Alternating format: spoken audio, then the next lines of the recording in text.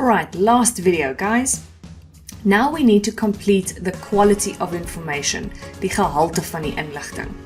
So just remember please, these tables also need to be formatted in the same style as this one. So whatever design you chose over here, I would choose at least the same color scheme, if not the exact same table style. Alright. Now let's have a look at the quality of information. We have to do this for all three sources. Now, I just want to give you a tip here. The way it gets marked is 1 mark for authority completed correctly for all three sources. 1 mark for currency completed correctly for all three sources. And so forth. So it doesn't, if you did the quality of information correctly for all 5 of these answers, but only for 2 sources, you get no marks. So that's literally how bad it is. So please fill these in one by one for all 3 sources so that you're 100% sure you get that mark. You'll see over here, this is how it gets marked. Table is completed for 2 websites and 1 other source, providing a clear, relevant motivation, authority. So authority needs to be correct for all 3 sources, then currency, then accuracy. Let's have a look at what they are. Okay, so what I'm going to do is I'm just going to explain it to you properly for the purpose of theory so that you can understand what this means, because this is actually something that gets asked in theory papers quite often. So if you have a theory writing notepad or something, please make a few notes and make sure that you actually understand this properly. I'm going to explain to you what the proper ways of doing this and what this really means, and then I'll show you what the minimum requirement is for us to actually do this. So, authority of Gesag means, does the author or the publisher actually know what they're talking about? Are they valid? Do they have credentials? So, for example, let's say somebody has a PhD. They have a master's degree in whatever field, in education. Just because they have a master's degree in education doesn't mean they are qualified to speak on the topic of sport, for example. So what you do over here is you check who wrote the article and do they actually have any kind of qualification, history of work in the area. Is the publisher, so is it like if it doesn't tell you who it is who wrote it, like an individual, if it just tells you it's like a university or something, are they reliable? Can you actually trust what they say? So there you would usually go and look on the website on the About section to see what this organization is all about. Okay, so authority is about whether I can trust the author, whether they have the knowledge to speak about this topic. So here's an example of what the kind of thing is that you would write. A motivation or an explanation is actually saying what the author knows, whether the author is a leader in a field of social media, whether they are a respected journalist just doing their job, whether it's a respected institution.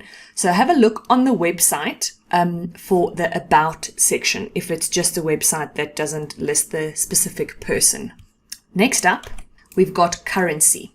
Currency means the date on which the material was published. Wanneer die materiaal uitgegee of opgedateer is, when it was updated as well. Right, so currency is not just when it was actually updated, but also whether it is recent enough. You'll have to motivate here whether it's been recent enough, whether it's still valid, because if it's let's say it's something like you just got a definition from this source, then it's fine if it's a 10-year-old source, then it doesn't really matter. Then you can motivate in currency that it's all right because it's a definition and that's something that doesn't change. But currency is really important for new technological issues, to make sure that you have very new sources and the latest issues. You'll see this example from the department tells us when the article was published, and it says it reflects the latest issues. Just make sure you can't have the exact same sentence for all 3 of your sources. You actually need to go and look at when the date was and motivate according to that specific article. I'm going to jump to coverage because coverage is one of the easier ones to do. So you should have completed authority for all three, currency for all three.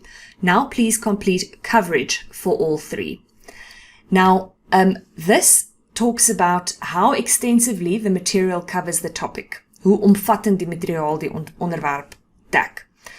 The example the department gives to me isn't really that good.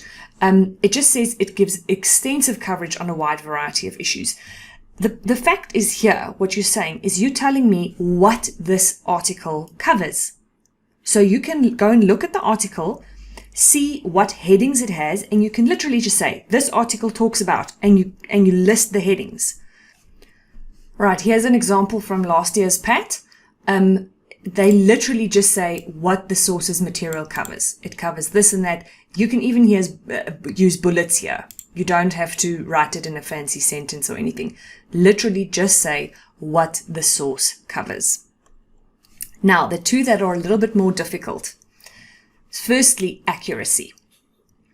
Now, let's just discuss what it means and why it's important. Accuracy means whether this source corresponds with information from other sources.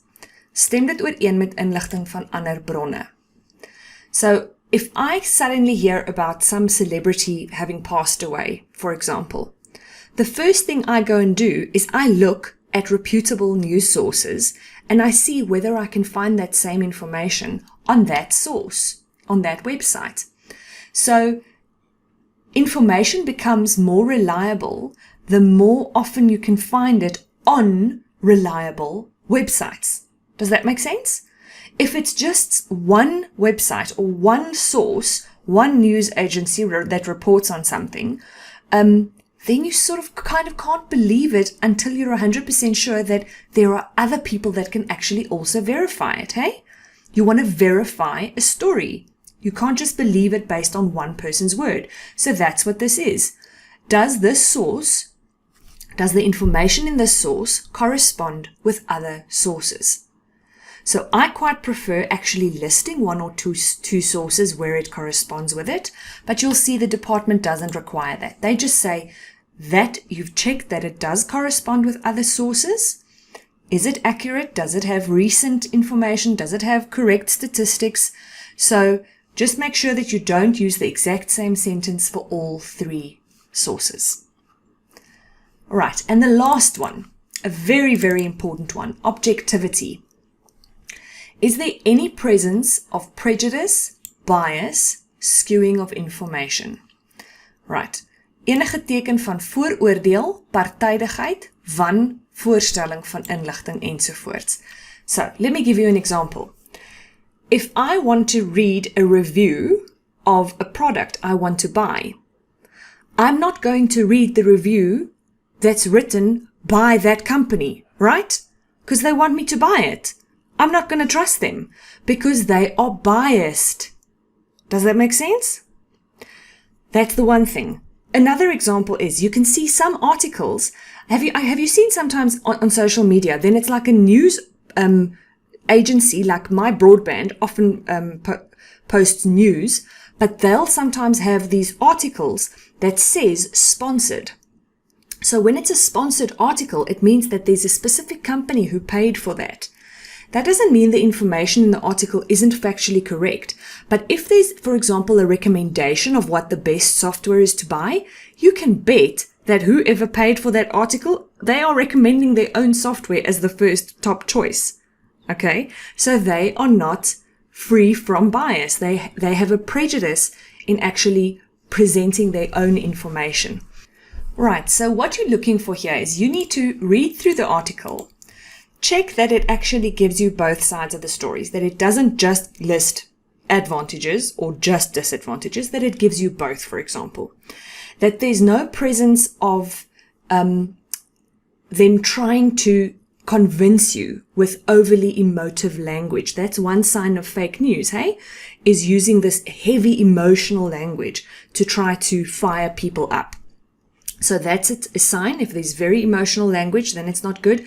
If they just present one side of the story, then it's not good. But if they use factual language if they use neutral language and they just present the information in a factual manner, plus they actually list sources for where they got their information, then I can believe that they are being objective. All right. So here's an example.